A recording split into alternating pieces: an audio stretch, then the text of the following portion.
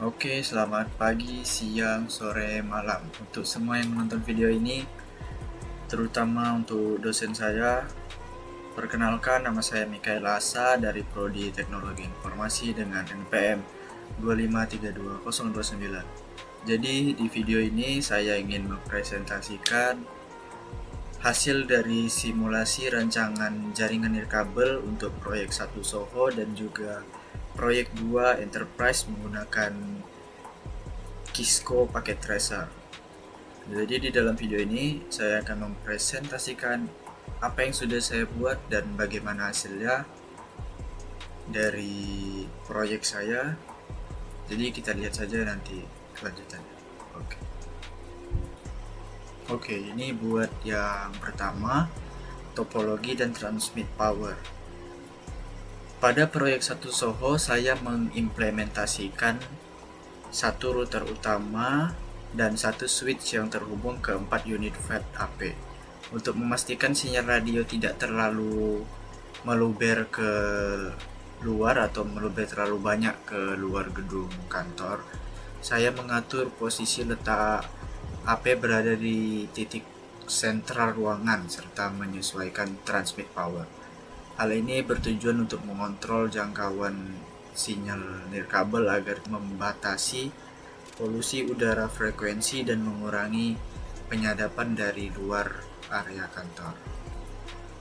Kita lanjut ke demonstrasi keamanan atau MAC filtering.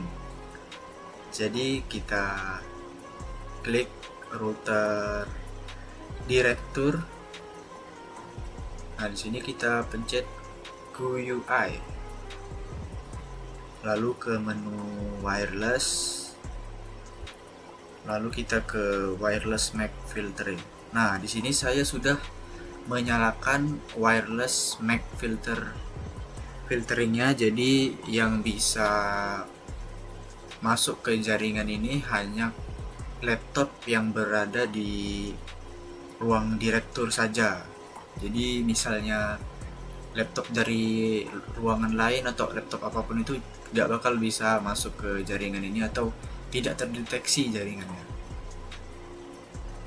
Jadi kita coba tes ke laptop yang ada di ruang staff.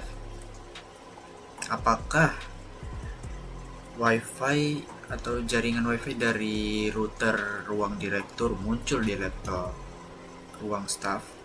Kita coba lihat. Kita ke desktop, kita ke PC wireless, lalu kita ke connect, kita refresh. Nah, di sini tidak ada sama sekali jaringan dari ruangan direktur karena kita sudah menyalakan MAC filtering tadi ya. Coba kita lihat di laptop ruang direktur.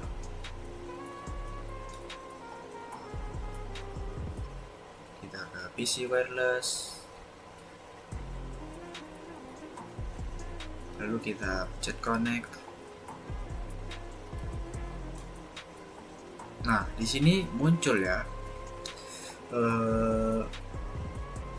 jaringan dari routernya ruang direktur.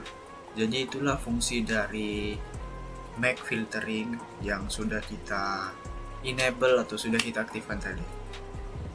Kita lanjut lagi ke channel planning. Jadi untuk perencanaan frekuensi pada Soho saya menggunakan channel statis non-overlapping yaitu channel 1, 6, dan 11 pada pita 2,4 GHz serta alokasi channel bersih pada pita 5 GHz untuk mencegah bahaya channel interface. Mungkin itu saja dari project Soho 1 saya. Kita lanjut ke proyek 2 jaringan enterprise. Jadi masuk ke proyek 2 jaringan enterprise. Jadi gedung ini memiliki 3 lantai. Masing-masing lantai terhubung ke switch tersendiri yang melayani TIN-App. Jadi saya juga telah mendistribusikan SSID publik dengan kredensial WPA2 PSK yang berbeda-beda. SSID ASOI Corp NPM untuk area kerja open space dan lobby, SSID meeting untuk ruang rapat, lalu SSID project untuk ruang classified, dan ketiga jaringan ini telah diuji dan dapat terhubung dengan lancar. Nah, ini saya akan melakukan demonstrasi keamanan hidden SSID di lantai 3.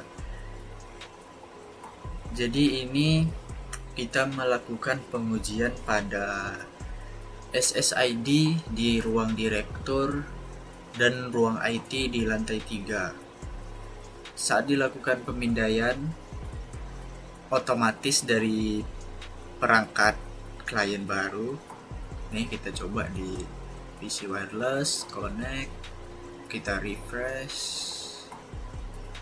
Di sini tidak muncul sama sekali jaringan dari direktur dan IT untuk kita hubungkan. Jadi pengguna baru wajib mengetik nama SSID secara manual melalui pembuatan wireless profile beserta kata sandinya. Jadi di sini tidak langsung muncul karena kita sudah menyembunyikan SSID-nya tadi. Kita lanjut lagi. Kita lanjut untuk channel planning dari project Soho 2 saya yang berlantai 3 ini untuk mengatasi ACI atau Adjacent Channel Interference pada gedung yang berlantai 3 yang padat ini. Pasti saya menyusun alokasi channel 2.4 GHz secara silang. Lantai 1 menggunakan channel 1 dan 6, lantai 2 menggunakan channel 11 dan 1, serta lantai 3 menggunakan channel 6 dan 11. Jadi pemisahan frekuensi antar lantai ini memastikan tidak ada AP yang saling berdekatan yang dapat merusak gelombang sinyal. Jadi kita lanjut lagi ke jawaban evaluasi teori. Jadi pertanyaan 1, kenapa MAC filtering dan hidden SSID disebut ilusi keamanan? Nah, sekarang saya mau jawab 2 pertanyaan teori ini. Pertanyaan pertama, kenapa sih MAC filtering dan SSID itu cuma dianggap ilusi keamanan dan gampang dibobol sama hacker? Jadi jawabannya, sinyal WiFi itu kan menyebar bebas di udara. Sifatnya seperti orang teriak dalam ruangan, pasti orang lain juga bisa mendengarkannya karena kita teriak. Jadi meskipun nama WiFi yang kita sembunyiin atau kita benderangi, cuma laptop tertentu yang boleh masuk, atau kita privacy lah. Jadi yang bisa masuk tuh cuma laptop yang kita pilih doang. Alamat fisik atau MAC address laptop itu tetap terkirim tanpa diacak atau tanpa dienkripsi di udara.